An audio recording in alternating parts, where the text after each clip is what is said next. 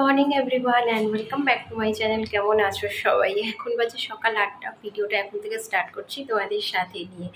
আর আজকের হচ্ছে বৃহস্পতিবার। সকাল সকাল ঘুম থেকে উঠে আমার সমস্ত বাসি কাজকর্ম আপাতত শেষ। এখন সবে ঘর দালান মুছেছি, কিন্তু আবার পুচকু এখনও ঘুমাচ্ছে এই যে মশারির ভেতর। তো ওয়েদারটা যেহেতু ঠান্ডা, মানে 2 দিন ধরেই ভীষণ পরিমাণে ঝড় বৃষ্টি হচ্ছে, তাই এতটাই ঠান্ডা হয়ে গেছে যে এখন আর কেউ ঘুম থেকে তাড়াতাড়ি উঠতে চাইছে না। কিন্তু আমাকে তো উঠতেই হবে, কারণ সকালের বাসি কাজকর্মগুলো সারতে হয়। তো যাই হোক, আজকের ব্লগটা দেখতে থাকো, আশা করি তোমাদের ভালো লাগবে। পুরো ভিডিওটা কিন্তু দেখতে হবে। তো চলো এরপরে আসছি। এই যে দেখো, আমার এখন আটা মাখা হয়ে গেছে। এই যে আটা মেখে দিয়েছি, এবার তরকারি বানাবো। আমার বর গেছে বাজারে, জানো তো, মাছ আনতে গেছে, জানি না কি মাছ আনবে।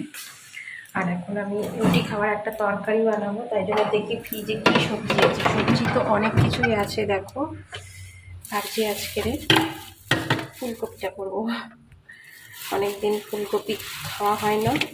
সকালে ফুলকপি আলুর তরকারি বানাবো আর রুটি বানাবো।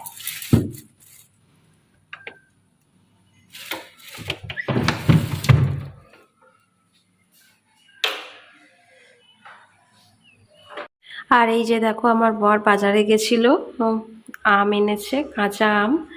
তো এখন কাঁচা আমের দাম ভীষণ সস্তা, জানো তো, তাই এতগুলো আম এনেছে আচার খাওয়ার বা চাটনি খাওয়ার জন্য।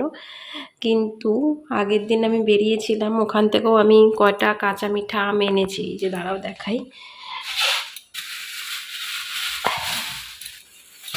এই যে দেখো, এই যে আমগুলো দেখছো, এগুলো হচ্ছে কাঁচা মিঠা আম। প্লাস্টিকেও রয়েছে অনেকগুলো।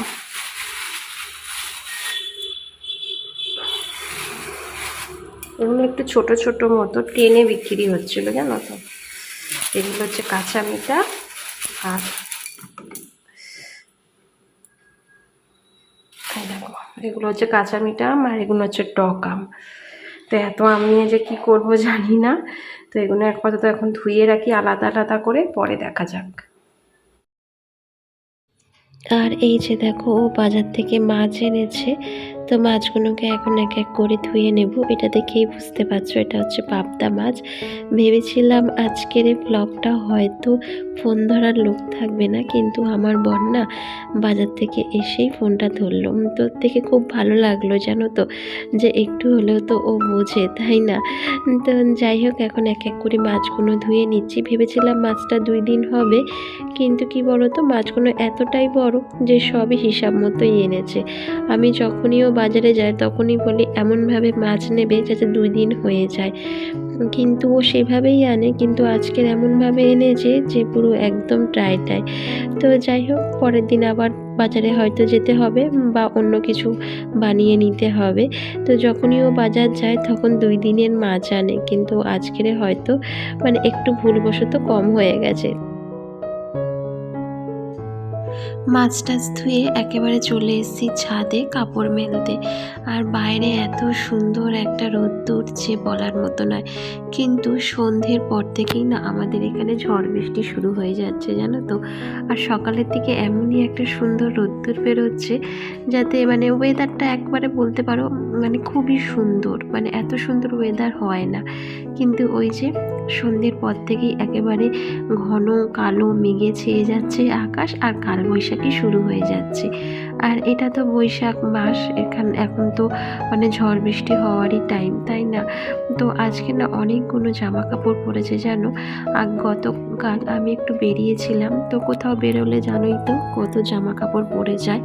আর আগের দিনকার কিছু জামা কাপড়ও ছিল যেগুলো ভিজে, তো সেগুলো না পাশের ওই দড়িতে রোদ্দুরে দিয়েছি সকাল সকাল। ঘুম থেকে উঠেই দেখলাম যে এত সুন্দর সোনালি রোদ্দুর যে লোভ আর সামলাতে পারলাম না। তাই একেবারে যত কাপড় চোপড় ছিল সব কেচে ধুয়ে মেলে দিলাম। তো তোমাদের ভিডিওগুলো কেমন লাগছে অবশ্যই কিন্তু কমেন্ট করে জানিও। আর যদি ভালো লাগে একটা লাইক, শেয়ার অ্যান্ড কমেন্ট করে আমার এই ছোট্ট চ্যানেলটাকে একটু এগিয়ে নিয়ে যেতে সাহায্য করো। অনেকক্ষণ পর আবার ভিডিওটা শুরু করছি, আর এখন আমি দেখো রান্না বসিয়ে দিয়েছি। এটা হচ্ছে পটল আলু ভাজা, কাঁচা লঙ্কা, তার সঙ্গে পেঁয়াজ দিয়ে। বেশ ভালো লাগে খেতে, চালের সাথে এই ভাজাটা। তোমরাও কখনো কখনো করে খেতে পারো। মানে আমার একটা ফেভারিট খাবার বলতে পারো। পটল আলুর তরকারি থেকে পটল আলু পেঁয়াজ যদি এভাবে একটু ভেজে নাও, তার সঙ্গে একটু বেশি করে কাঁচা লঙ্কা দিয়ে, তাহলে কিন্তু হেভি লাগে তো। এই যে কিন্তু আগে তো এখন রুমগুলো ধোয়া হয়নি, আজকের এইভাবেই ভিডিও বানাচ্ছি, কারণ ফোন ধরার লোক নেই। আর আমার এই যে স্ট্যান্ডটা দেখতে পাচ্ছ এই যে পিছনে, এটা না একটা স্ক্রু ঢিলে হয়ে গেছে, তাই ওপর নিচ হয়ে যায়, মানে ফোন লাগালে একবার নিচে হয়ে যাচ্ছে, আরও নিচে হয়ে যাচ্ছে, এরকম করে করে, ওই জন্য আমি আর ফোন লাগাই না। তাই আজকের ভিডিওটা এভাবেই বানাচ্ছি, প্লিজ তোমরা দেখতে থাকো। আর এই যে দেখো আমার না জলের ফিল্টারের পাশে একটা ছোট্ট পোকা কি সুন্দর তার বাসা বুনছে। মানে পোকাটা কি আমি ঠিক জানি না, কিন্তু মাটি দিয়ে এত সুন্দর একটা ঘর বানিয়ে নিল, আমি নিজেও দেখে অবাক। এটাকে আমি সকাল থেকেই না একটুখানি দেখলাম, কিন্তু দুপুরের মধ্যে দেখলাম কত বড় হয়ে গেছে, মানে বাসাটা বুনে কত বড় করে দিয়েছে। তো যাই হোক, পরে তো ভেঙে দিতেই হবে, নাহলে তো আস্তে আস্তে ওটা বড় হবে আর বাচ্চা কাচ্চা দেওয়াও শুরু করে দেবে। তো এখন না রান্নাবান্না আমার কমপ্লিট হয়ে গেছে। স্নানে যাওয়ার আগে ভাবলাম মাছের জলটা চেঞ্জ করে দিই, কারণ 2-3 দিন হয়ে গেল মাছের জলটা চেঞ্জ করি না, জানো তো। আর মাছগুলো না অক্সিজেনের অভাবে মারাও যেত, যেহেতু আমার এতে কোনো ফিল্টার নেই। রঙিন মাছ ঘরে রাখতে তো দেখতে বেশ ভালো লাগে, কিন্তু এগুলোর পিছনে যা খাটুনি সেটা আমি এখন হাড়ে হাড়ে বুঝতে পারছি। আসলে শখের মাথায় কিনে ফেলেছিলাম, কিন্তু এগুলোকে তো এখন আর ফেলে দিতে পারি না, তাই না? তাই দেখো প্রতিনিয়ত আমাকে এভাবেই জল চেঞ্জ করতে হচ্ছে, না হলে ওরা মারা যাবে। সেই কারণে মানে জলের যেহেতু অক্সিজেন নেই, মানে আমার যেহেতু ফিল্টার নেই, তাই জন্য এভাবেই আমাকে প্রতিনিয়ত জল চেঞ্জ করে করে ওদের রাখতে হয়।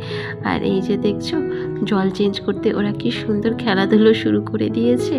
তো বন্ধুরা, আজকের ভিডিওটা এখানেই শেষ করলাম, আবার দেখা হবে নেক্সট ব্লগে খুব তাড়াতাড়ি। ততক্ষণের জন্য টাটা।